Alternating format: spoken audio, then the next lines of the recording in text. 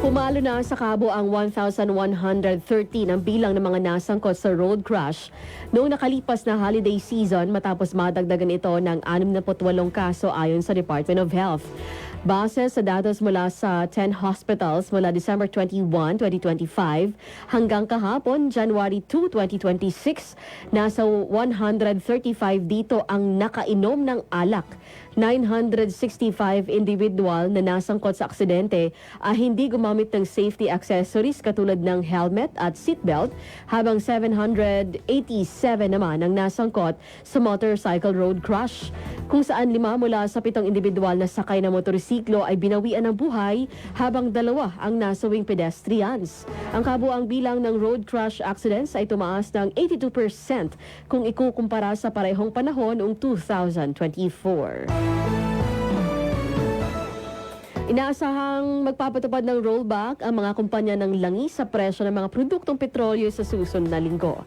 Ayon sa DOE, posibleng bumaba ang presyo ng produkto batay sa 3 araw na mean of Platts Singapore trading. Posibleng bumaba ang presyo ng produktong petrolyo ng humigit kumulang sa 15 centavos kada litro para sa diesel, gasolina 50 centavos kada litro, kerosene 20 centavos kada litro. Sabi pa ng DOE na ang inaasahang rollback ay dulot ng pagluwag ng geopolitical tensions, global oversupply ng langis, mahinang demand mula sa malalaking consumer katulad ng China at polisiya ng OPEC.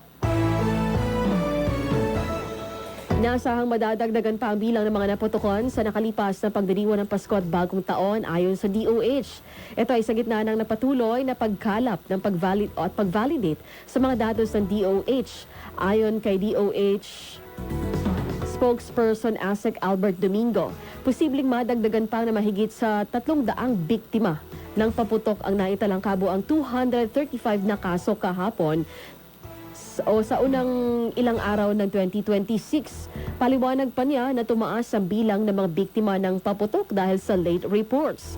Base sa pinakahuling datos ng ahensya, karamihan sa mga biktima ng paputok ay sa nagdaang holiday celebration, 19 anyos pababa na nasa 69%, habang 31% naman ay nasa edad 20 years old pababa.